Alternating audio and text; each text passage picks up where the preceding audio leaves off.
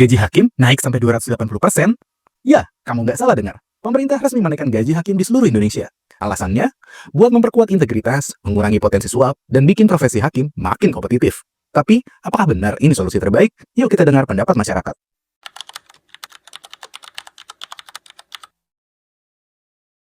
Ya, aku juga tahu mengenai hal itu. Tahu. Tahu. Oh iya,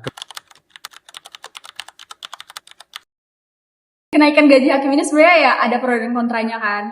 Untuk pronya menurut aku ya untuk meningkatkan kesejahteraannya hakim itu sendiri. Lalu mungkin untuk kontranya kan awalnya tuh kenapa dinaikkan juga untuk mencegah korupsi kan, untuk meminimalisir angka korupsi. Tapi kontranya ya bahwa itu juga belum tentu menjadi mengakhiri mata rantai dari korupsi itu sendiri.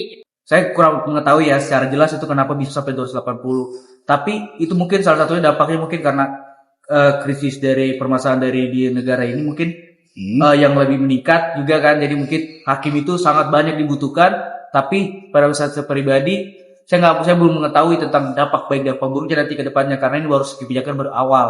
Kalau menurut saya dengan penyampaian Presiden bahwa gaji hakim akan naik 280 ya. Nah, yang pertama kalau dari perspektif hukum tentunya itu menjadi trigger sebetulnya untuk membentuk suatu kebijakan. Tetapi dalam konteks berlaku atau tidaknya, apakah itu pasti atau tidak, itu perlu ada pertimbangan. Nah, tentunya harus ada dasar hukumnya. Kalau sekarang kan ada di PP ya, ada peraturan pemerintah yang mengatur mengenai gaji hakim. saya pribadi merasa bahwasanya kalau ada yang harus ditelaah lebih sih, karena Presiden ingin bahwasanya dengan ada kenaikan gaji ini, korupsi dari para hakim semakin berkurang. Namun, sepertinya itu tidak hanya menjadi poin yang harus ditekankan dalam suatu korupsi itu.